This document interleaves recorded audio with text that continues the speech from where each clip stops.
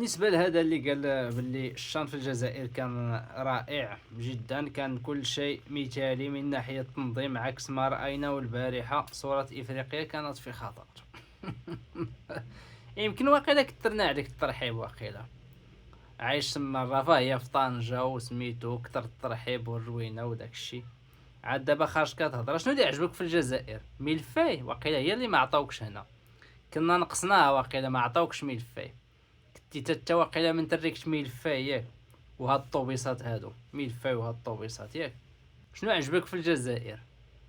البلايك عاطيني كرم رزمه ديال الورد.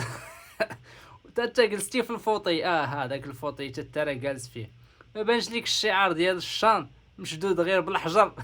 دايرين ديال الحجر باش ما يطيحوش البرد. هذاك هي التنظيم، هذاك هي اللي عاجبك في الجزائر. دويتي على الامن. الامن اخويا شكون اللي هجم؟ شكون اللي هجم عليك؟ هجموا عليك المغاربه؟ راه ولاد بلادكم اللي هجموا عليكم وباغيين لي تيكي. راه لاعب ديالكم وخارج وكيقول لك وكيقول في ستوري هادوك اللي كيصيفطوا ليا ميساجات على التيكي ما غاديش نجاوبكم، هادي عامين وما هضرتوش معايا. يعني الجمهور فاش جا عندكم جاي على التيكي، الجمهور المغربي ما شتوش. حنا الجمهور ديالنا النهار سافرت البيعته من الرباط لطنجه باش يلعبوا ميكال كيتلاقاو معاهم في المحطه ديال تي جي في. حتى واحد ما تعرض ليهم، عاديين، ما تسوقوش ليهم. يعني الناس وعاو عرفوا راه داك العاب يعني واحد الوقت داخل في نكونسونطري ما خصناش نبرزطو. وبالنسبه للغلط نتوما اللي درتوه، اعلنتوا الوقيته اللي غادي تخرجوا فيها من طنجه والوقيته اللي غتوصلوا فيها للرباط. يعني نتوما اللي نشرتوها في لاباج ديالكم، يعني بنادم عارف معاش غادي توصلوا غيتلاقى ليكم.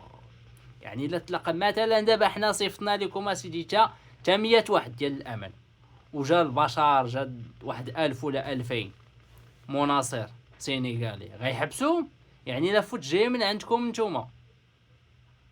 اما ديك سميتو ديك الهضره اللي كتروجوا ديال اوتيل صغير داكشي كامل عرفنا داخل في كوره. وخرجتو يعني خرجت الاتحاديه ديالكم بهادي، ولكن في العشيه شنو خرج لكم؟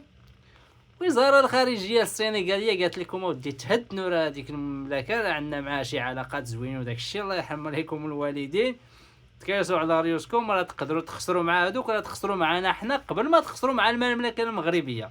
واش كتعرفوا العلاقات اللي كتربطنا مع المملكه المغربيه ولا ما عارفينش؟ عندهم غتهدنوا دابا وغتهداو. ومول ملفاي بغيتي ملفاي نحضروا لك ملفاي، غير هي بداك المذاق اللي عند الجيران محال واش غادي نلقاو.